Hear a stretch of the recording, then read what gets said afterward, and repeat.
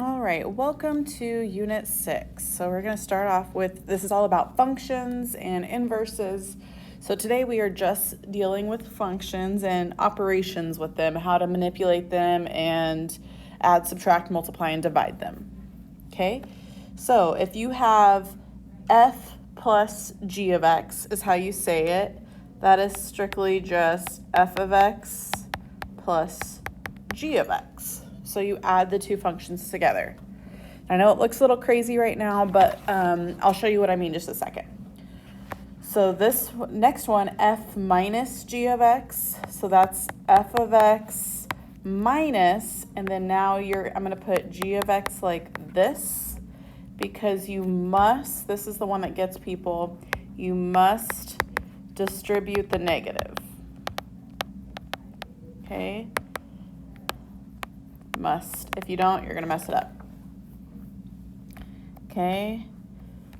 The next one is f of x times g of x.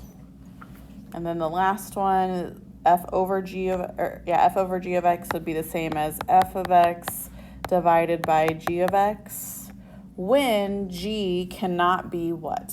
What do you never want whenever you are dividing in the denominator?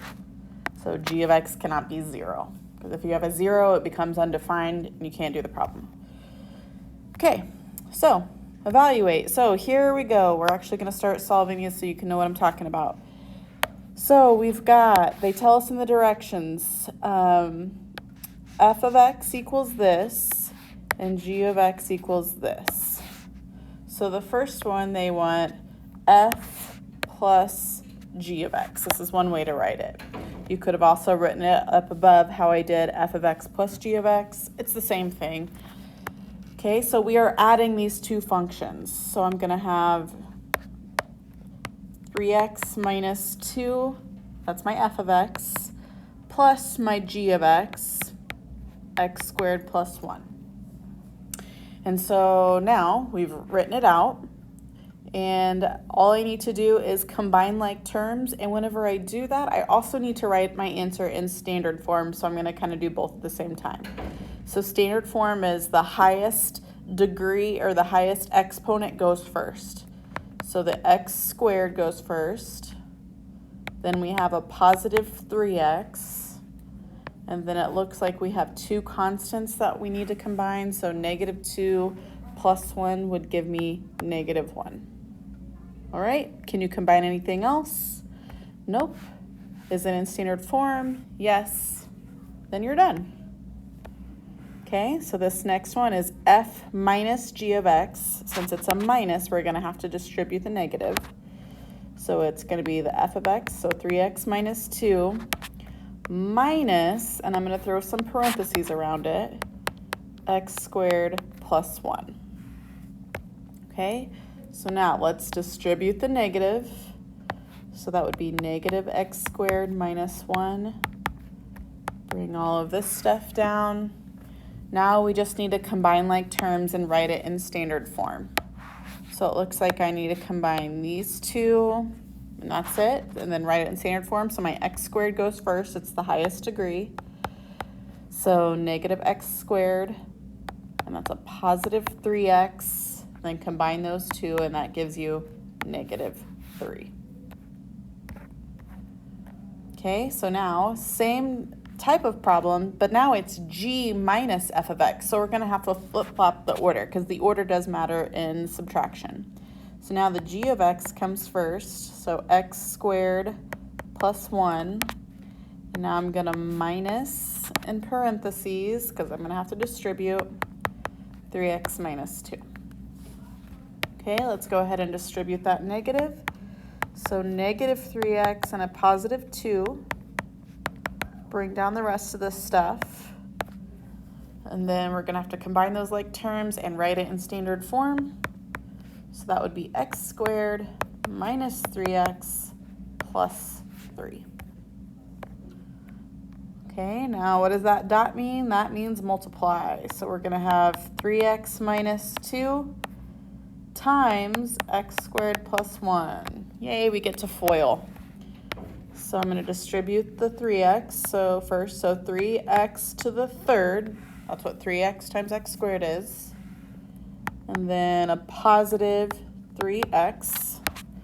Let's go ahead and distribute that -2. So that would give me -2x squared minus 2. Okay, so now let's clean it up and write it in standard form so it looks like I have nothing to combine because there's no like terms. So all I need to do is rewrite it in standard form, and yes, you need to do this. So -3x cubed minus 2x squared plus 3x minus 2. All right, now a division problem. So it's f of x divided by g of x. So the f goes on top. So 3x minus 2 over x squared plus 1. Okay, let's double check. Can I factor anything? No. Can I simplify anything? Also no. So I'm done. That was an easy one, right? Okay, the next problem, they want it flip-flop, so they want the g on top. So x squared plus 1 over 3x minus 2. Can you factor anything? Still no. Can't cancel anything? Still no. So that is your answer. All right, so now this time I'm making it a little bit trickier on you. You got a 3 and a 2 out here. What do you think happens on these? Well, you're going to multiply them by 3 and by technically -2. So let me write it all out. So I've got 3 times my f of x, which is 3x minus 2. And then I have a -2 times my g of x, which is x squared plus 1. All right, so now let's see. How would we do this? Well, we need to distribute first. So let's distribute the 3. That would give me 9x minus 6. And then let's distribute that -2. So that would give me -2x squared minus 2. Okay, so now let's write it in standard form and clean it up. Looks like I need to combine those two. So it would be -2x squared plus 9x, and then minus 8. Nice. Okay, last one. So now this is just 5 times g of x minus 3. So they don't even care about the f of x in this one. So this would be 5 times my g of x is x squared plus 1 minus 3. Okay, so what do you think I need to do? Distribute, of course. So this would be 5x squared plus 5, and then I'm just going to drop down that minus 3. Combine your like terms and write it in standard form. So 5x squared, and that would be plus 2. All right, 2 more. If these are not on your paper, write them in somewhere, okay? So this first one, let's talk about it. Oh crap, I did not mean to do that. Okay, that's not going to work. All right, let's talk about this problem. I need to simplify. Okay, first, let's see if we can factor anything. Can you factor anything out of the top? Looks like a 3. So this would be 3 times x squared minus 1. And then what can you factor out of the bottom? Looks like a 2. So that would be 2 times x minus 1. Remember your factoring rules. Okay, can I factor anything else? The answer is yes. This piece right here, we can factor. Okay, if you remember, difference of squares. Okay, the difference of squares formula, it's on my board if you're in my classroom at the moment, but it is a squared minus b squared is equal to a plus b times a minus b. And this only works if they're both perfect squares. So, is x squared a perfect square? The answer is yes. Is not negative 1, is 1 a perfect square? The answer is also yes. So your a for this, so your a would be x and your b would be 1. Okay. So now let's write it all out. I still have 3 out front, don't forget it. And it would be x plus 1 times x minus 1. And then the bottom is not a difference of squares because the x squared is not, or the x is not squared. So this would be 2 times x minus 1. All right, now, are we done? The answer is no, something cancels. If you remember back from Unit 4, these two cancel. So you have 3 times x plus 1 over 2. Does anything else cancel? The answer is no. So that's your answer. Okay, one more problem. So this time they gave you f of x and g of x. Now they want us to find g of x divided by f of x. So this is going, let's write it out. 3x minus 3 divided by my f of x, so 4x squared plus 4. Okay, so now let's factor.